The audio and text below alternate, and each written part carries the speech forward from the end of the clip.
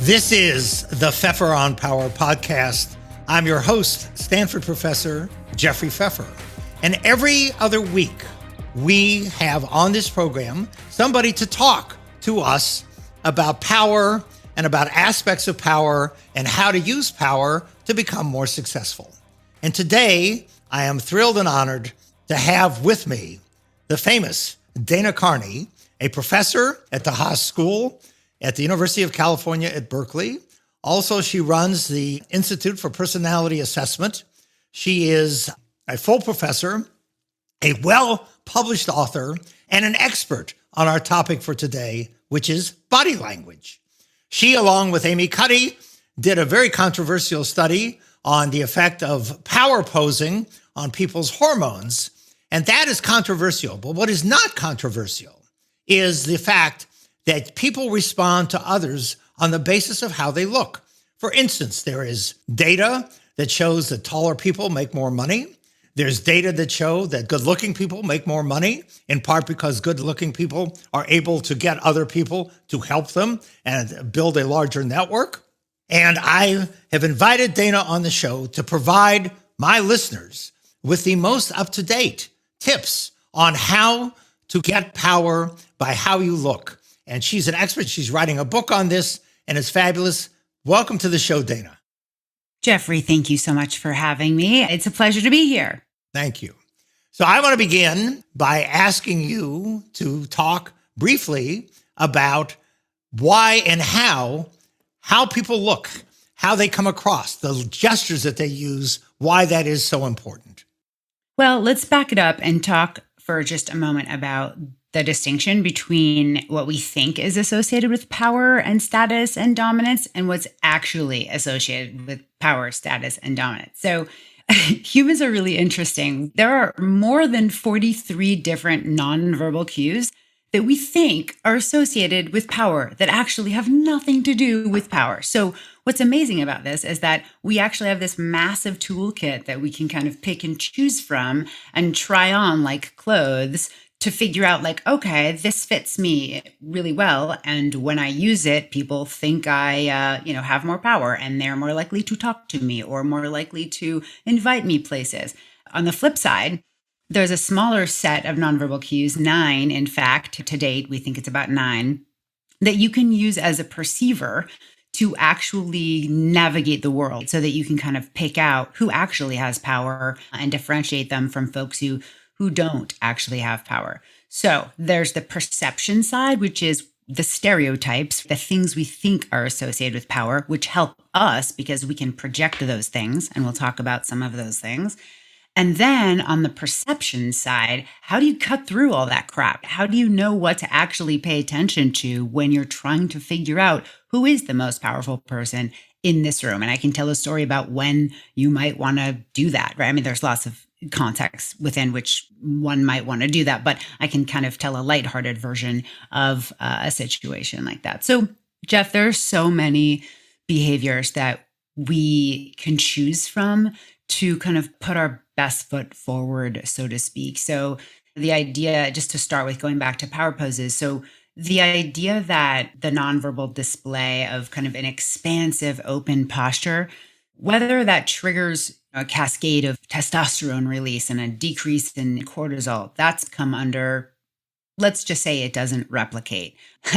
However, when people perceive us doing those things, not only are we sending a signal that we have access to and control over resources, but we're willing to share them. So the coolest thing about what people have come to know as a power pose is that it not only conveys dominance and power and kind of like this access to resources, but an openness and a willingness to share that with others. So it conveys both warmth and strength or power at the same time. And so that's a really wonderful behavior that you can use to express, hey, I've got the world at my fingertips and I'm willing to share it with you.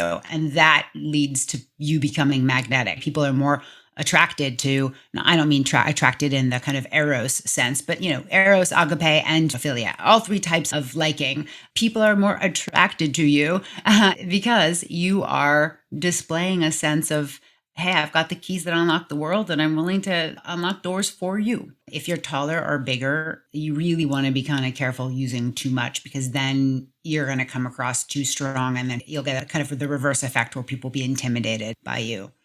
Dana, as you describe the strategic use of body language and facial gestures in order to persuade other people about your power or about an issue, many people will think that this is somehow inauthentic or fake or not a good thing to do.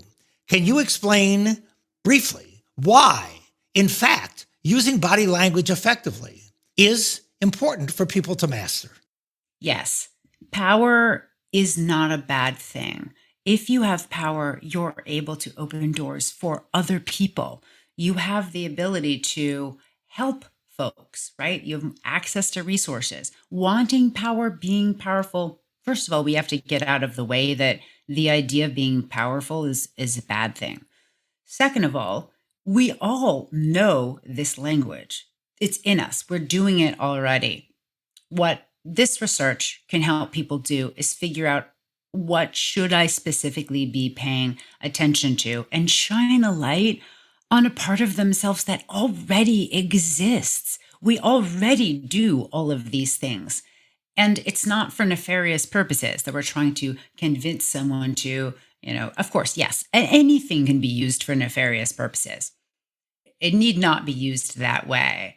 If you want to convince someone that, your organization should pay more attention to DEIB issues, that's an important utilization of these nonverbal tools to try to convince a group of people that your organization needs change. There are so many uses that are non-selfish, that are pro-social, for tapping into something that you already know how to do, a set of skills that are there. They're just lying below the surface.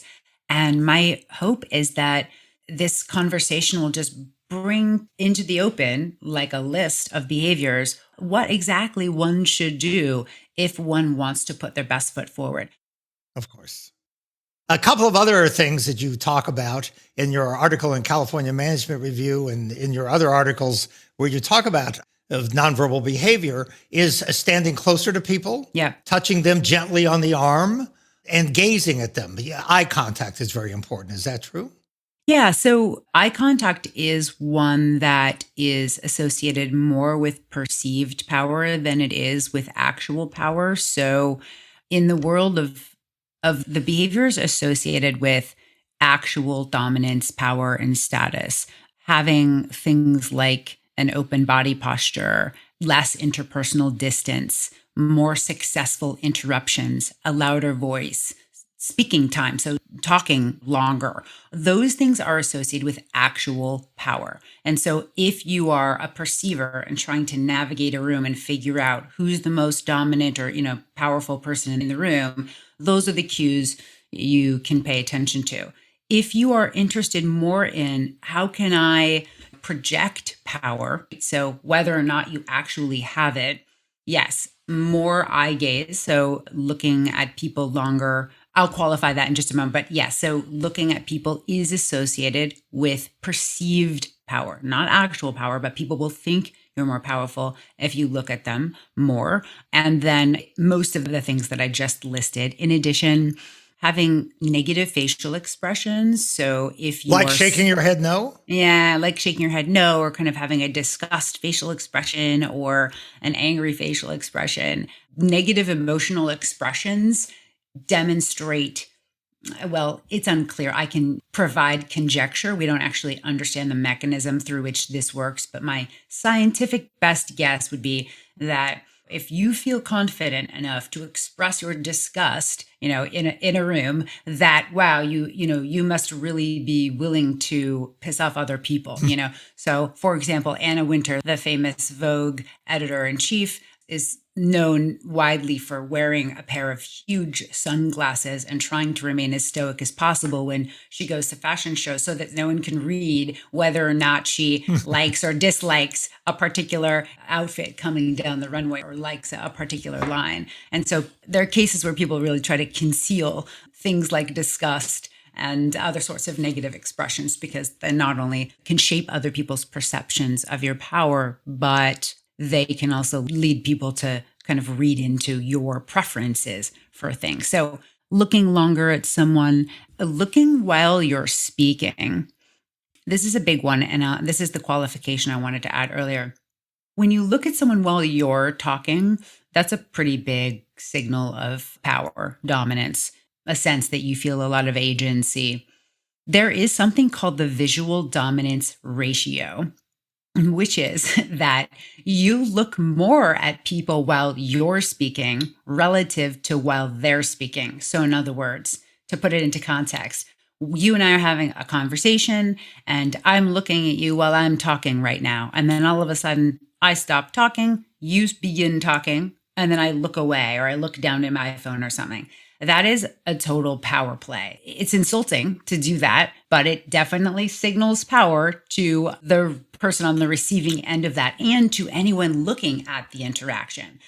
We all have these tools. We've used them at different times in different situations. We just may not have been consciously aware of what they've signaled. And so the idea is to reach into the toolbox and to try on different types of power, different nonverbals, to see which ones suit you best. For example, if I'm a very demure person, and let's say I'm a woman or I self-identify as a woman and I am wearing a skirt and you can see my legs, I'm not going to sit on a chair with my legs open and kind of leaning forward. And right, like you might, sure, that's your prerogative to do that. But the signal that that sends could be more than just I'm dominant or feel powerful in this situation.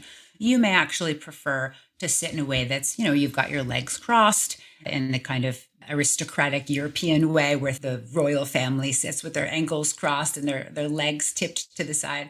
But you could use hand gestures, for example. You could use highly controlled hand gestures, almost like you know where your hand is going to land before it gets there. You are doing ballet with your hands, kind of politician-y in a sense, not quite as rigid as a politician. And it doesn't come across as inauthentic either.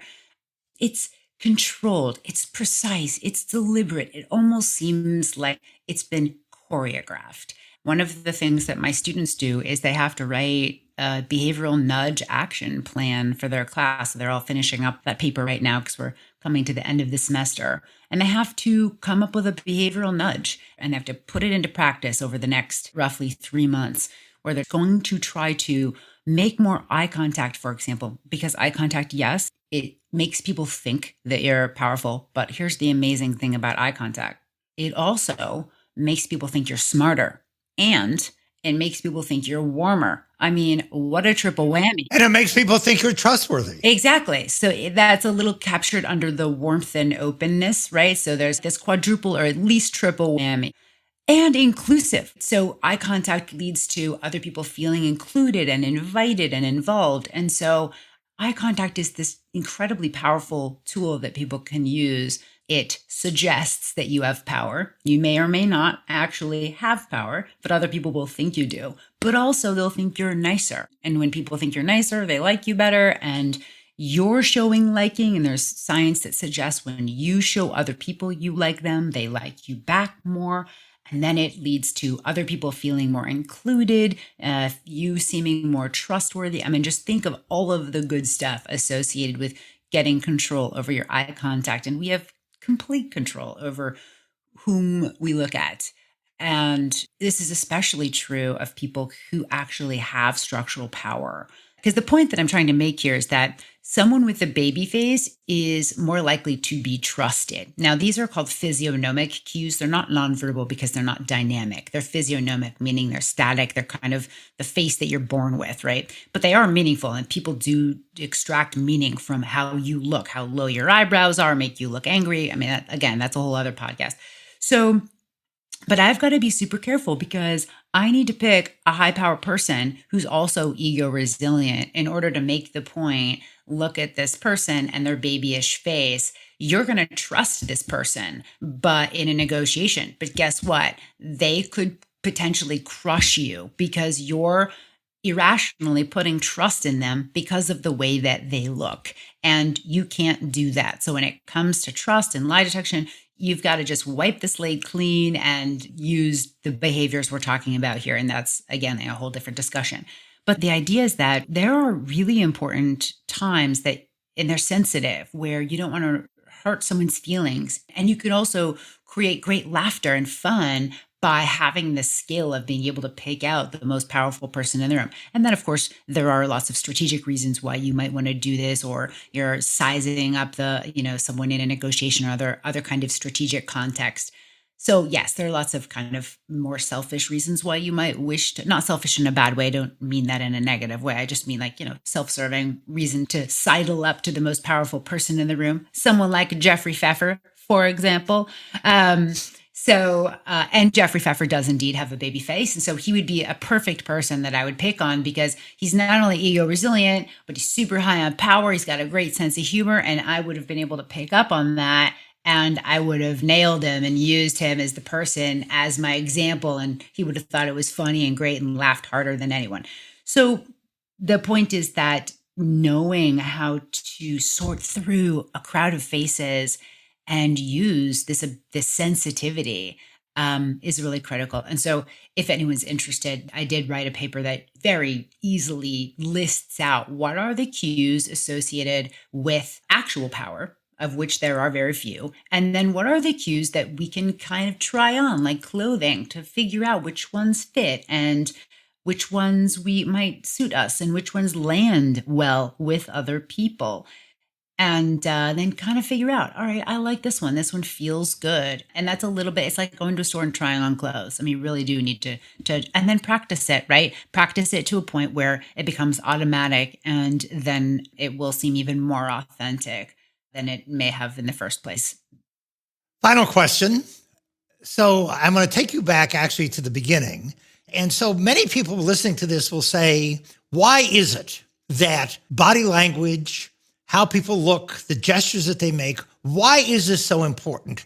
How did this become important? Is there an evolutionary story to this? People will say, this sounds fake, or it sounds whatever. And even if it has an effect, how did it come to have such a big effect?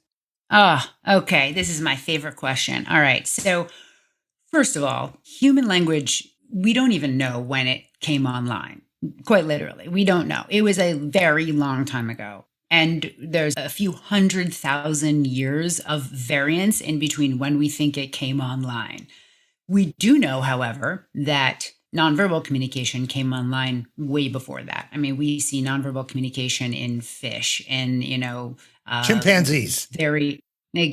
Absolutely. Non-human primates, of course, but you could go even down to these, I wouldn't say single-celled organisms, but there are very small organisms deep in the sea that we'll never see, no poetry intended there, that use their little multi-celled bodies to configure themselves in certain ways in order to send signals to other species like it, or to other species that might be predators or whatever. So it is something that was developed evolutionarily, or was selected for evolutionarily, because it allowed different species to communicate with one another. Not everybody talks, right? And not everything vocalizes in order to communicate. There are many species that don't vocalize at all. Many in the ocean do, many on land do, but there are some in both places that don't. Certainly not for communication purposes. That's a powerful answer, because it really illustrates that not only does this work for humans, it's true throughout the animal kingdom. And the intersection of humans and animals. I mean, Absolutely. I'm agnostic about Cesar Millan, the famous kind of dog whisperer's approach with animals, but it could be argued that Cesar Millan has some kind of magical effect on animals, dogs in particular. He seems to get them and uses a lot of body language in how he signals to the dog, hey, I'm in charge. You're safe, calm down. So not only within animal species, but across species. So, I mean, even how a human interacts with a horse makes a tremendous difference with regard to whether or not that horse will try to buck you off or treat you poorly or try to pull on the reins when you're like saying, no, go left. And they're like, F you, I'm going right. So a horse interacts with a human in a way that they're very much picking up on a human's body language. Dana Carney, thank you so much for being part of the Pfeffer on Power podcast. This has been Pfeffer on Power. Today we have talked with Dana Carney, a professor at the Haas School at the University of California at Berkeley, a world's leading expert on body language. And as she has illustrated, I think brilliantly in the episode today, body language is important for people. It's important for people interacting with animals. It's important in the animal kingdom, and it is something that can be learned and mastered. This has been the Pfeffer on Power podcast. Every other week, we come on and we are available on all of your favorite things like Apple and Spotify. We are also available at pfefferonpower.com. That's P-F-E-F-F-E-R on power.com. Today, we have talked with Dana Carney. Just a wonderful discussion of the importance of body language. It can be learned. You can read her articles. You can read her forthcoming book. Thank you so much for being with me, Dana. Jeff, it has been a pleasure. Thank you so much for inviting me.